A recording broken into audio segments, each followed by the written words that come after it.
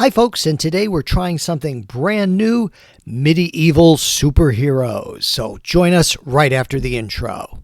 Hi folks, and welcome to Sharp Mountain Games. Here we talk about group role-playing games, solo role-playing games, and there are plenty of actual plays in the playlist. You can check out our print and PDF products at Amazon, Lulu, Drive-Thru, and Roll20, and they're all linked below. Let's get started, and we're glad you're here. So today what we're doing is a game that kind of blends both fantasy and superheroes. And I want to just say right off the bat that this is inspired by Solo Spelunking's Bat of Fallcrest series. And I have a link to his playlist down below. And Bat of Fallcrest is a little bit over to the right. Really, I think there's 8 or 9 episodes. It's well worth checking out. And it really inspired this particular video that we're going to do today. So let's introduce you to our hero, Parker Peterson, who is an apothecary or alchemist, and he is no relation to a certain very popular spider-themed hero. Obviously, he's inspired by it, but we're trying to do our own thing here. So he is Ye Olde Spider. That's the title there. And we're using my Streamlined Superhero system. It's very similar to Streamlined Space. But I've tried to keep it very familiar for folks so that I'm not doing things that are so crazy or, weirder dice mechanisms that are harder to follow. So it's our regular D20 and you add your bonus, and then there are effect dice. So depending on, what you have, like his wall crawling is a D12. His ensnaring is a D10. Super strength is a D8, and then his alchemy is a D6. And we'll introduce you to him as we move along here. I guess I'll put his card over here so that I can see it. And I have some notes here written on my book here. So his father was an alchemist and kind of a natural philosopher. And a fellow adventurer who was a friend of his father's had brought back what he thought was some kind of magical spider or spider from foreign lands. And unfortunately, the thing got loose and it bit poor young Peter. He lay in a fever for days. They really thought they were going to lose him. But when he reached young adulthood, it started to manifest into spider powers. Now, his father and mother have since passed. People didn't live that long in the Middle Ages, and he has inherited the apothecary shop there, where he does, the alchemy and produces a lot of things that people need. So we are going to start out in the evening when he is out on patrol. And I have this little book of battle maps. It's actually my son's. I hope he doesn't mind. I'm using it. And I don't think he watches my videos anyway. So he is out on patrol. And because he's wall crawling, let's see, he is usually able to really stick to the side of the building and not be seen. So 14, and then add his agility. That's a 17. So he is very quiet here tonight. We don't really need the effect dice for this, but it would have been 10. So that would have been really good. You only need the effect dice if he's trying to either do something very fast or in combat where he's trying to do some damage or to reduce the points for a villain or an opponent. So let's see what he sees. There's going to be a crime in progress, and I'm going to roll a D6. On a 1, 2, 3, it's against just a person. On a 4, 5, 6, they're trying to rob a carriage. Now, why do I do this? I like to keep things somewhat still guessing even for myself. So sometimes I'll even roll up these encounters off screen. I have different books and different tables. But sometimes I do it ahead of time just so I know what's going on if I'm recording. However, we're going to do this one live and let's see what we get. A 3. So it's just a single person. There's not a carriage involved here. So he is quietly clinging and climbing around the buildings. He's out on his patrol. During the day, he works as in his apothecary shop, but then in the evenings, sometimes he takes a nap in between. But once it gets dark, he likes to be out on the street at least for a few hours every night. And there is something bad going down here in the alley. So let's see what's happening here. So he's on the building here. I also have some domino blocks I sometimes use, but I have this handy, so we'll try this for this time. And there are people down here, and they seem to be punching and trying to rob a rather well-dressed fellow. Maybe he shouldn't have even been out this part of town at night. His apothecary shop is not right near the downtown. It's a little bit off the beaten path, and things can get a little rough in some of the districts, once he gets away from his apothecary shop. He's not a rich person by any means. In fact, like I said, his parents are both dead. There is an aunt who lives in town who he also helps take care of. So he sees all this, and my roll was high enough that I'm going to give him the initiative.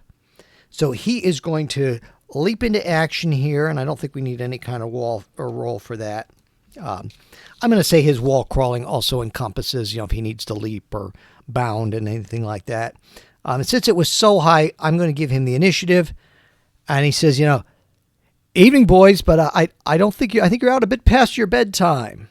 And he leaps in the middle of them, and I think he's just going to try some punching here. I don't think he's going to go anything too fancy. Now, these goons only take 3 hits each. So let's see how he does. He has quite a few more hit points than that. So he is going to just leap in using his super strength to punch around. Now his brawn is +2. So, 20 plus 2, so 22. So we're absolutely fine on that. So let's see. His super strength is the D8. So let's roll our D8. And what do we get? A 3. So he is able to take one of these guys and just knock his block off. He's not trying to kill anybody here.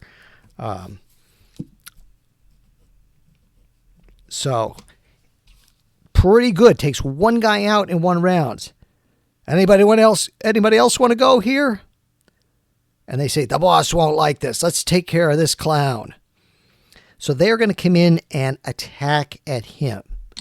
Now we need a 10 or better to succeed. So the 19 succeeds, 14 succeeds, and the 11 succeeds. In this system, 10 or better always succeeds. There are some situations where there might be disadvantage. So they are punching, and it's not that they're wusses or anything. So we're going to roll 3d6 here for the total damage. So 6 and 12. Oh, there's 3 guys on him. It's a good thing he has a few hit points to manage here. So they knock him around quite a bit. So he is going to try again. And let's see how we do here. 10 or better. Yep, we got our 10. And, 2. So he knocks one around.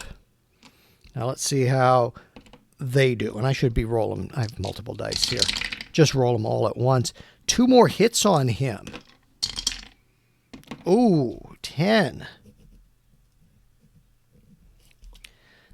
They knock him down. Hey, if I fail, he fails. Otherwise, why are we rolling? So he has a rough time with this encounter. Maybe he's only been heroing for a short while and really doesn't do too well. So they rob this fellow and leave him as well. And when he comes to, and that may have been a lot of thugs, who knows? I haven't decided. Maybe I should be just giving them like one attack to represent them as a group. But we'll go with it. So he finally comes to, and he's feeling his head. Oh, gosh, what hit me there? And then he makes his way over to this fella and, tries to wake him up. Ooh, this guy is in bad shape. He is not able to really do much of anything for him. So, he's not sure what to do. So he drags him out more to the street and starts calling for a police officer or, the town guard, whatever the medieval equivalent would be. And of course, a couple of them start to come running, but he's not sure, that he wants to reveal himself to them yet, and how they would take it. Stop, you! What did you do? And he assures me, he says, No, there were some robbers. And let's see if he is able to make his getaway with his wall crawling. 5. And that is not good enough. So these guys rush up to him, and they are going to try to, apprehend him. 5, they get the first shot here.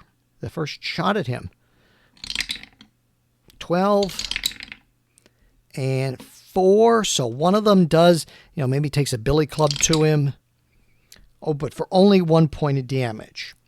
Now, the hit points in here are a little different. They refresh at the end of a scene. So I'm going to call this a new scene because he was all groggy, and even if he's not fully back up to speed here. So what he's going to try and do is use his ensnaring. Now, rather that, he's an apothecary, he is not, and he's a new hero here.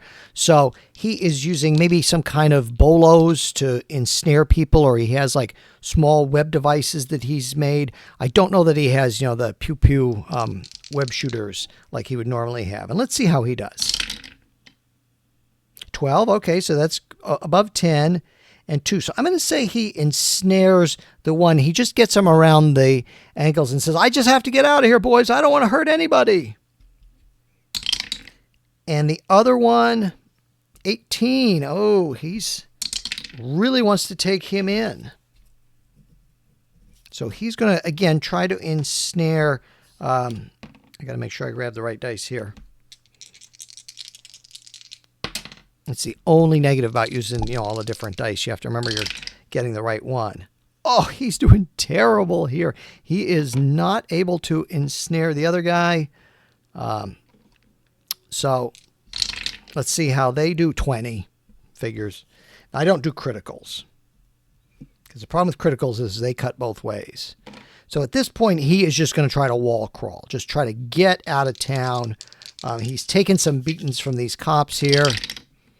17. Okay, 2 is fine. Because I don't have any special things set for this. Really, just a blank success is fine. And he gets away and goes into the night, and he decides, I got to retire this for the night. He said, I'm getting beat up too badly. I know maybe there are other people to protect, but I just can't do that right now. So he goes home to his apothecary shop. And he sneaks in really quietly because he does not want to wake up his aunt, whom he lives with above the apothecary shop. This will be our apothecary shop somewhere in here. I guess we need a counter or something. Yeah, that'll work. Doesn't have to be anything fancy. But he goes up to his rooms and, he goes to sleep as best he can. And he's, nursing some wounds there. But then the morning comes. So he's thinking a lot about this, and he's just wondering whether this was a blind robbery or not, or if there, might be a gang or a group of some gang activity that's a problem. But no matter what, he has to get started. So his aunt makes him some porridge for breakfast. Maybe they're even fortunate he's had some good days here in the apothecary shop and has an egg with it, and whatever tea that they drink in the morning or hot drink. And he is spending the day working in his apothecary shop. And he's very lucky because later in the day, one of his favorite customers comes in. And that favorite customer is Guinevere. And she works for Lady and Lord Jameston. And she frequently comes here for different medications that the lady and the Lord would like, And oftentimes it's stuff that Parker thinks is unnecessary or whatever, but he gives them what he can reasonably. And he says, of course, good morning, Guinevere. I'm so glad to see you. I guess you're out doing your errands today for the lady and the Lord. And she says, oh, yes, of course. And, she's friendly with him. He's secretly very glad that she comes in, but maybe a little nervous to say anything. And he says, well, you were out in the markets and things. I can see, you have your baskets and all there. Any news? Anything new that you've heard from the town crier or anything else here in Oldton? And I'm figuring, like I said, this is a medieval setting. So, maybe think 1500s or so. That's my best guess. sometime like around the same time as the Italian Renaissance, but in a fantasy setting. And she says, oh, there have been a number of robberies. She said there's been a little bit of increase in patrols. There's been stolen goods and stolen gold. People are very nervous out there in the evenings, especially last night. There was a very rich man who was robbed and all his gold was taken. We don't know what they're doing with it all, if this is just a get-rich thing or there have been some other things stolen too, but I don't know exactly what that would be. And he said, Lord Jamestown, she tells him, he suspects the spider. He suspects that this spider person that they're seeing, around town, at night, people see him with these glowing white eyes. He strongly suspects that he's the one behind all this. Either he's doing the robberies or he's paying people to do the robberies. And Parker says, oh, I think that's unlikely. I think people are just seeing things maybe. Besides that, I had heard perhaps he even stops the robberies. And Guinevere says, well, I don't know about that.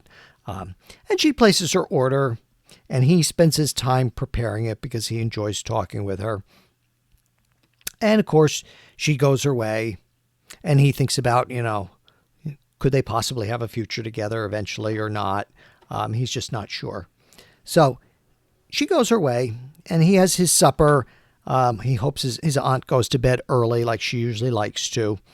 And he is really concerned with all these robberies. So especially tonight, he wants to get out there and he wants to patrol. So let's move all this aside. I don't know if I have a nice little street in this book here. Maybe we'll just make a street with the blocks because that's a lot more fun. I like the lo-fi approach too. So let me make a little street here. These will just be the walls for buildings. Bring it down here a little bit. And he goes out and he is on the patrol,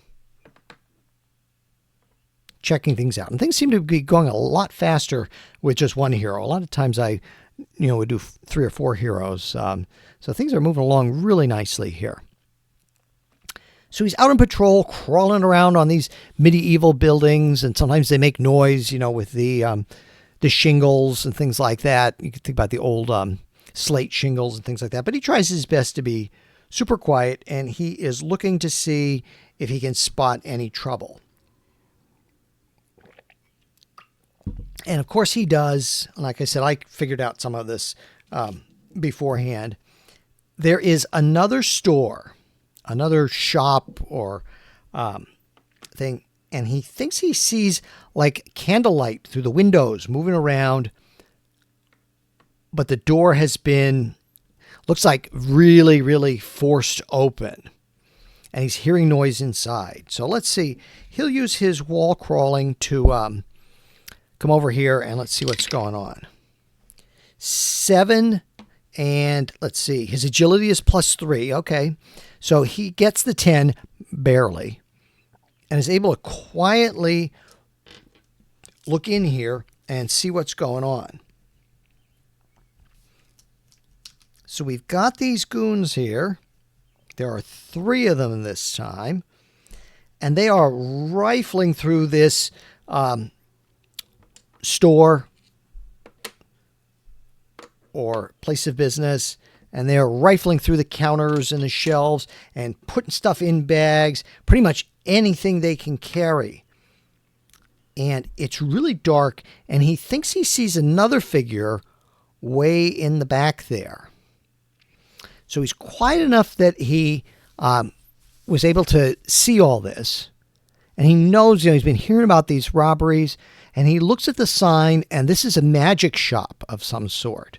So most of the stuff in here is used either for preparing magical spells, like spell components, in a D&D kind of setting.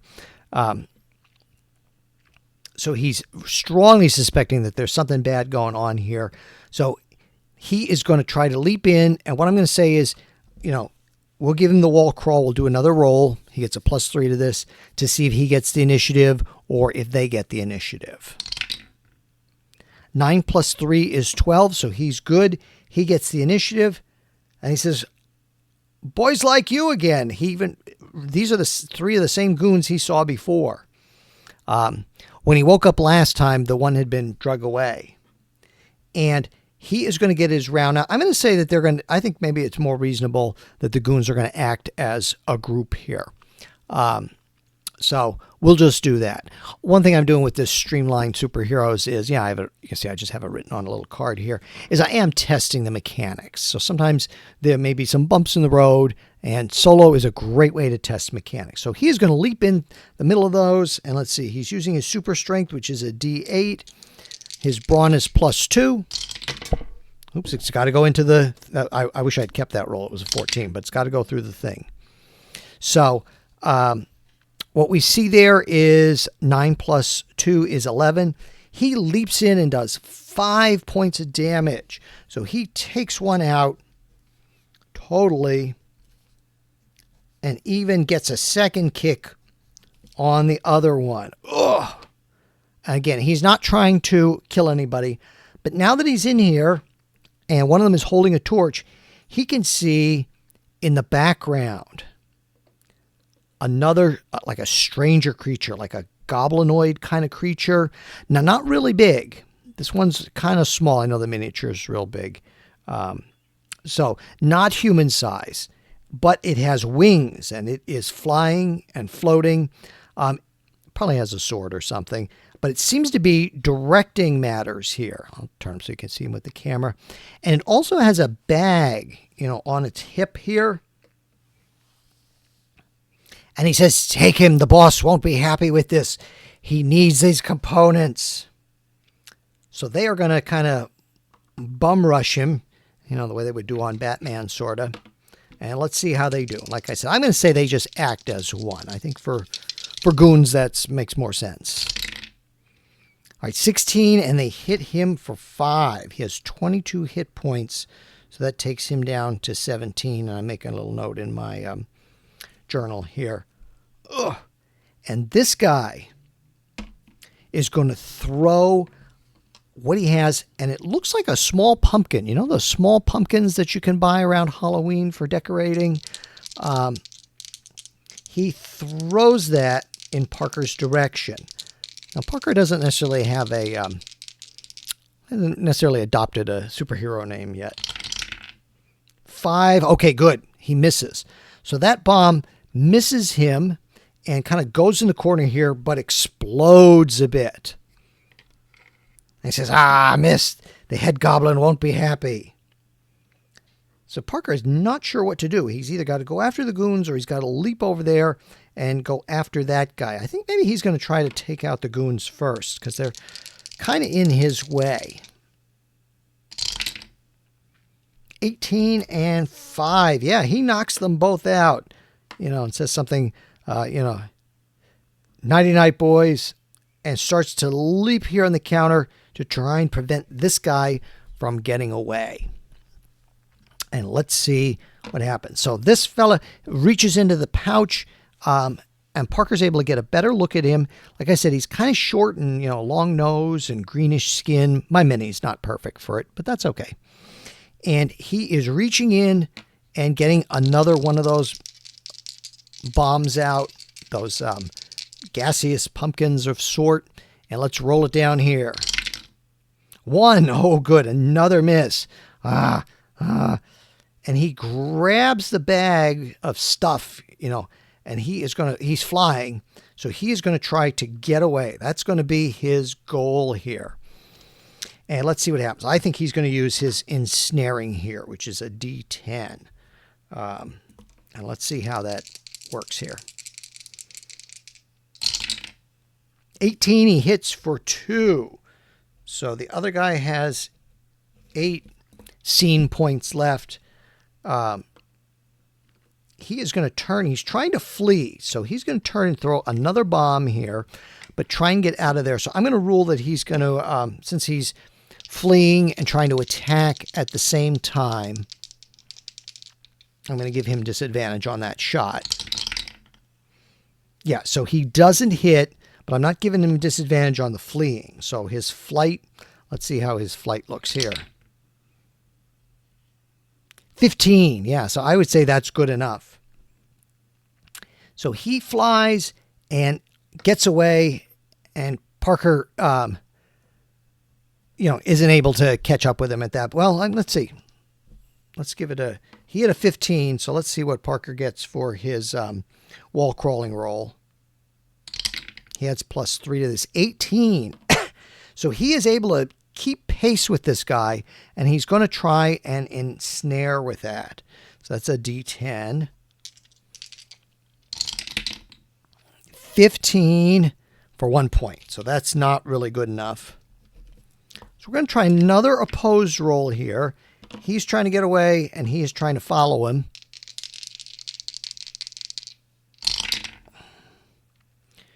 So 12 and 20. No, everybody's still in the mix here. This fight is continuing. He is trying another one of those. He says, something stronger. And he reaches in. This one's an even bigger pumpkin. Oh, 19. Even at disadvantage, he definitely hits 8 points of damage. So he knocks Parker back quite a bit. Parker's going to try one more ensnaring here. And let's see how we're going to do. What's the ensnare is a D10. 17 for 2 more points. So he doesn't yet fully have him quite ensnared, because the ensnaring works that he does have to bring him down to hit points. Let's again try that opposed roll where this guy's trying to get away. Parker's trying to keep after him because he's trying to get information out of him. 17 for Parker, 18 for this guy. So this guy gets away. I'm going to say, at this point, he's going to get away. And with all this noise, let's see how many rounds it takes before the patrol shows up. 3 rounds. So he's got to be very quick. So he comes in and ties up these guys and leaves a little note for the police officers, saying, courtesy of ye old spider. And he especially notes where this magic shop is, and he hopes he can come back here tomorrow and maybe do some questioning. In fact, I'm going to leave all this set up. So he took a few hits. He did get a few, get knocked around a little bit. That's one thing about when you run one hero. They can take damage pretty quickly. So he goes back to his shop, and, again, he rests, and we'll take our goblin guy out of here. Let you look at him one more time. He's so cute. And he rests, and then the next morning comes, and he goes through his morning rituals, and he's determined he wants to get back to this shop and ask around. So he sets things up, does whatever he needs to in the morning for the apothecary shop, gets everything ready, and he asks his aunt, he says to her, he says, please, can you keep an eye on the shop for me? I'm sorry, I'll be gone less than an hour. He said, I just have some other business. He makes up a story, I just have some other things to check into, some things we might need for the shop, just to see what the supplies look like. And of course, she thanks him, and she says, yeah, that's great. She makes sure she tightens his scarf around him. Make sure you stay warm so you don't take ill or anything. And he heads out into the day, and he goes back to the shop. And he kind of knocks on the door and sticks his head in. And inside there, we'll use the blue guy. Someone is sweeping up and picking up and cleaning up. He's a man, maybe in his early 40s. He has a little bit of gray hair on the temple. Very stylish mustache, by the way. Very, very nice mustache. And Parker comes in. He says, can I introduce myself? He says, I'm the apothecary Parker, he said. And, I was looking to see if maybe there's some things I could buy, some compounds and chemicals that I need for my own work. And he says, oh, I'm very busy, young man. He said, I'm sorry about that. He said, you may want to come back in a few days. He said, look at this place. He said, I was robbed here last night, and the guards were here, and they took some men away. And he says, well, did you get any information about that? And Stephen gives him kind of a look. So we're going to give Parker a charisma roll here. His charm is -1. Everybody has to have something they're not quite as good at. So even though he runs a shop, maybe he's not able to necessarily convince people to do everything he wants. He's not that slick. 5. Stephen says, well, I don't know. He said, the cops didn't tell me much. So Parker either didn't make the roll or Stephen didn't know much anyway. And Parker said, well, I'm an apothecary. He says, was there anything stolen? He said, maybe there's some things I have. If I have some excess, I could help you with. And he said, well, I kind of doubt that. He said, because they didn't steal, salicylates or simple herbal compounds or things like that. He said, the stuff they were stealing was pretty specific. And Parker says, oh, well, he asked some professional curiosity. I said, are you sure? Maybe it's something I do have. No, he's failing pretty bad here on the charm. Why would Stephen tell some strange person this? He says, well, I said it's kind of some trade stuff, and maybe I shouldn't say. He said, because I get it in for a wizard. He said, but please come back sometime when I'm in better shape. He said, I can tell you're very knowledgeable about all this, and I certainly love to sell you some things, or perhaps buy some things from you as well. He said, but it's just not a good time. It's just not a good time. So Parker's going to have to leave, and he's going to have to maybe pursue this line on his own. See if there's somebody he can ask, and he's thinking to himself, maybe I could talk to Guinevere. Maybe, Lord Jamestown would have some idea of what's going on here, or what they might have stolen. He said, or maybe she would even do me a favor, and maybe she'd be able to get some more information out of Stephen from me. I'm not sure. He said, but I'm kind of at a dead end here. So he goes back to his apothecary shop to think about this. What's going on with these robberies? Why are they stealing magical components, and what specifically, was stolen? He's even thinking maybe he'll try to sneak back at night. I think that might be something he might do. He said, he's thinking, maybe he could look in some books, and maybe Stephen wrote some notes. So even though he doesn't like to do the breaking and entering, let's just try to finish with that to see if that's a possibility. If he can break in there to at least get some more information. So he'd be doing his wall crawling here, trying to be really super quiet, maybe looking for like an upper window that he can come through. And he has +3 on that. So how does he do? 1. No. Bad luck. He's having some troubles. The town guards see him. They spot him. And let's see if he can rush to get away. 10. Okay, so that's 13. So that's good enough. He is able to get away, but he is really feeling it. He's taken some rough hits. The bad guy got away. He's maybe even feeling a little bit sorry for himself, like, why am I in this hero business? He said, but he knows that there's things going on around town, and he is definitely going to try to pursue this line of investigation, but maybe at another time. So I think that's going to be it for right now for Ye Old Spider. Please in the comments, if you can let me know if you like this, if you want to see more in this series, if we want to see what happens to our alchemist Parker as with his evening role as the spider. And if you like it, let me know. And we'll see you next time. I hope you have a great rest of your day.